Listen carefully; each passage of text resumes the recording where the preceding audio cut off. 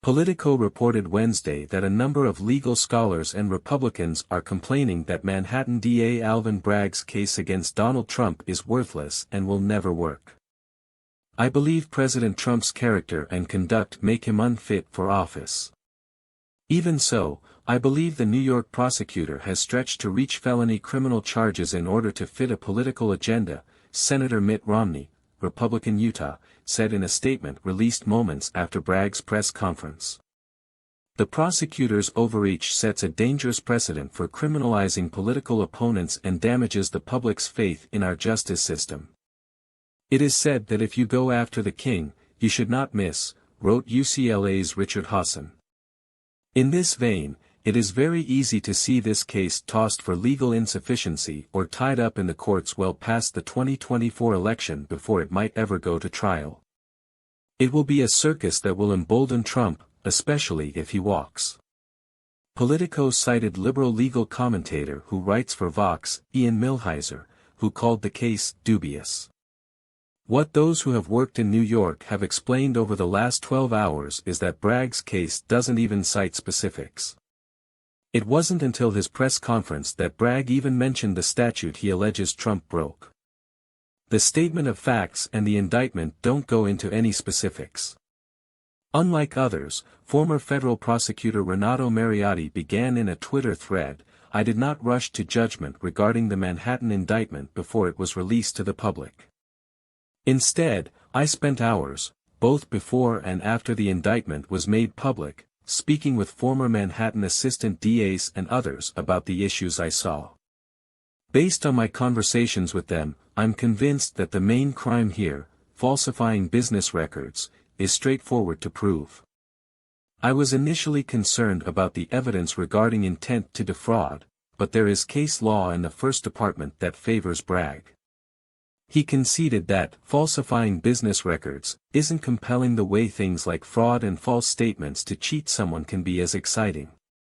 "The offense here involves putting those false statements in a file cabinet. To be clear, this statute is charged often in Manhattan," he explained. In fact, Michigan Law School professor Barbara McQuaid explained that Manhattan has charged this very crime 30 times, but it is often charged in conjunction with other crimes because what makes it a felony, rather than a misdemeanor, is when it is done in furtherance of a separate crime. No other crime was charged here. Also in the news, huge blow, analyst says new Dominion ruling is a game changer in potential blockbuster Fox News trial. Now we've seen the indictment, and the accompanying statement of facts, but it is still unclear exactly what Bragg believes those other crimes are, Mariotti continued. That isn't just bad for Trump. It's bad for all of us. He assumes that Bragg will have to clarify the indictment soon. I suspect that Bragg will be forced to clarify his legal theory soon.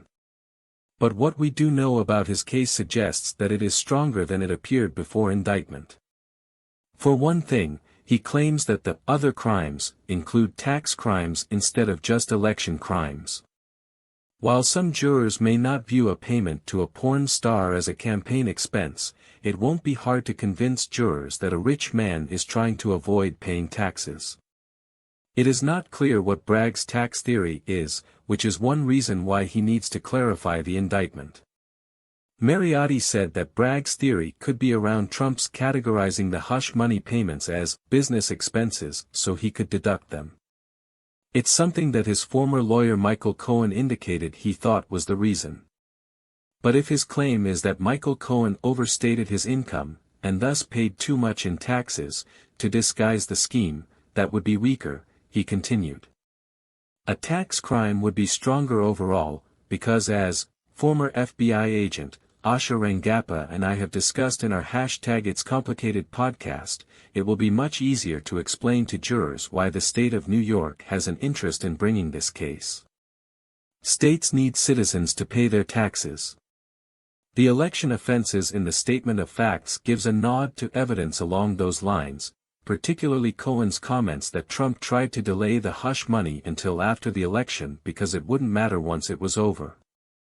Bragg trying to claim state election laws when Trump was a federal election candidate might be a problem. But if Bragg says that Trump intended to violate federal law, there's a stronger case. His office has used federal laws as the other crimes in state falsification of business records cases before, but New York courts have never considered that issue before, Mariotti said. As you might tell, while Bragg has a lot to work with, there are significant issues with this case. Prosecutors occasionally take on difficult cases involving first-of-their-kind legal issues. I've done that before myself. But I'm not sure this was the right case to do so. As he explained, Bragg will have to give further details in the coming months, but for now, he can let Trump deal with all of his other lawsuits and cases.